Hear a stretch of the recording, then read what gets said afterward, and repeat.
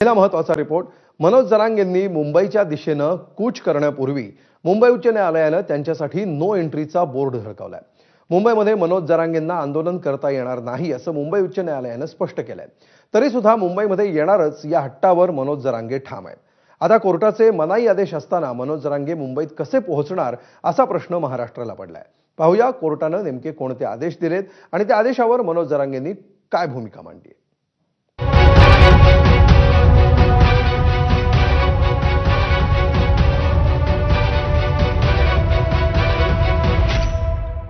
अंतरवाली सराटीतून मुंबईच्या आझाद मैदानाकडे निघायला अवघे काही तास शिल्लक असताना मुंबई उच्च न्यायालयानं मनोज जरांगेंना मोठा दणका दिलाय. गौरी गणपतीच्या दिवसात कायदा सुव्यवस्थेचा प्रश्न लक्षात घेत आझाद मैदानात आंदोलन करायला जरांगेंना परवानगी नाकारण्यात आली आहे. अनिश्चित काळासाठी सार्वजनिक जागा अडवणं योग्य नसल्याचं सांगत कोर्टानं परवानगी नाकारल्यामुळे मनोज जरांगेंसमोरच्या अडचणी चांगल्याच वाढल्यात.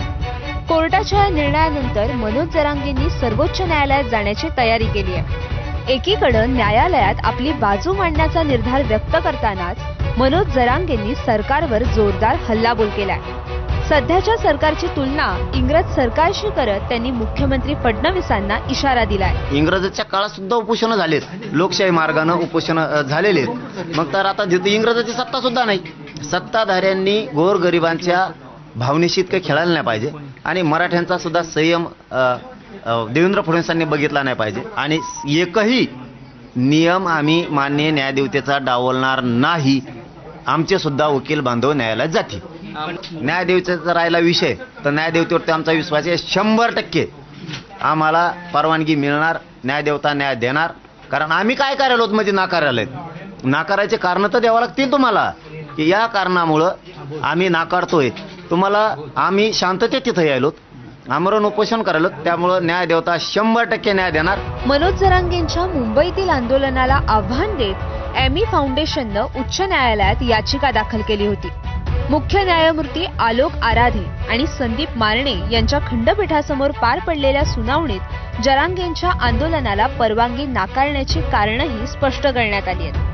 म्हणून जरांगेंना मुंबईत नो एंट्री. हायकोर्ट काय म्हणालं पाहूयात. गणेशोत्सवादरम्यान कायदा सुव्यवस्थेचा प्रश्न महत्वाचा. पूर्व परवानगीशिवाय जरांगे आंदोलन करू शकत नाही. लोकशाही आणि असहमती हे एकमेकांशी निगडीत. मात्र आंदोलन निर्देशित स्थळीच करण्याची परवानगी. मुंबईची दिनचर्या विस्कळीत करता येणार नाही. नवी मुंबईच्या खारघरमध्ये पर्यायी जागा देण्याची राज्य सरकारला मुभा. परवानगी नंतर शांततापूर्ण आंदोलन करण्याची मुभा. कायद्यातील तरतुदीनुसार निर्णय घेण्याचा राज्य सरकारला अधिकार. अनिश्चित काळासाठी सार्वजनिक जागा अडवल्या जाऊ शकत नाहीत. उच्च न्यायालयाच्या या निर्णयाचं जरांगे पालन करतील अशी अपेक्षा भाजपनं व्यक्त केली आहे. त्याचवेळी आंदोलन करण्याऐवजी चर्चेला या असं आमंत्रणही भाजपनं जरांगेंना दिलंय. खरं तर अशा गणेशोत्सवाच्या काळामध्ये आंदोलन पुढे ढकलता आलं असतं, पण जरांगे पाटलांचे काही आंदोलन केलं आहे त्याला आता उच्च न्यायालयाने जे सांगितलं आहे त्याप्रमाणे पुढची जे काही प्रशासन त्याबद्दलची भूमिका घेईल. माझं म्हणणं जरांगेजी तुम्हाला एकच आहे, तुम्ही मोर्चे काढण्यापेक्षा चर्चेला आहे. माननीय मुख्यमंत्री उपमुख्यमंत्र्यांवर चर्चा करा आणि ज्या पद्धतीमध्ये तुम्ही आंदोलनाची भाषा करताय हे आंदोलन कधीतरी बारामतीला किंवा उकडला घेऊन जा, शरद पवारांना विचारा, मातोश्रीला विचारा, हे तुम्ही करणार आहेत का? न्यायालयाच्या निर्णयाचं स्वागत करत ॲडव्होकेट गुणरत्न सदावर्तेंनी जरांगेंवर त्यांच्या खास शैलीत आगपाखड केली आहे. आता तर निकाल दिलेला आहे 2 आठवड्यात. Jarange stop that, stop that, stop that. No entry in Azad Maidan, गैर कानूनी आजाद मैदान में. जरांगे तू नहीं आंदोलन कर सकता, या डंके की चोट पे तू समझ लेना चाहिए. किती माजलाय तो जरांगे. चपल्या चाटतात म्हणताय, हाणून पाडून बोलताय. हा, कोणाला टमरेल म्हणताय, कोणाला म्हणताय उठवून लावतो, यांचा बाजार उठवतो. त्याची किती माजलेपणाची भाषा आहे, किती मगरुरीची भाषा आहे. जरांगेचं आंदोलन जरी दिसतं असलं तरी जरांगेचा आत्मा हा राजकीय आहे आणि हा सूड घेऊ आहे, हा डिस्टर्बन्स करण्यासाठी आहे. मनोज जरांगेंच्या आंदोलनाला विरोध करणाऱ्या लक्ष्मण हाकेंनी देखील न्यायालयाच्या निर्णयाचं निमित्त साधत जरांगेंवर पुन्हा जोरदार टीका केली आहे.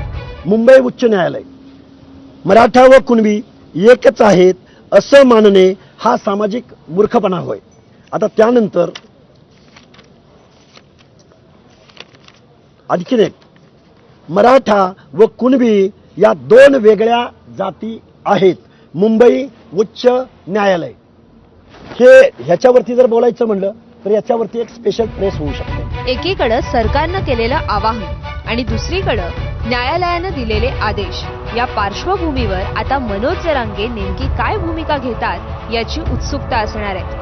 रीतसर कायदेशीर परवानगी मिळेपर्यंत वाट पाहून ते सावध पावलं टाकणार की अगोदर केलेल्या घोषणेनुसार बुधवारीच मुंबईच्या दिशेनं त्यांची पावलं पडायला सुरुवात होणार हे पुढच्या काही तासात स्पष्ट होणार आहे.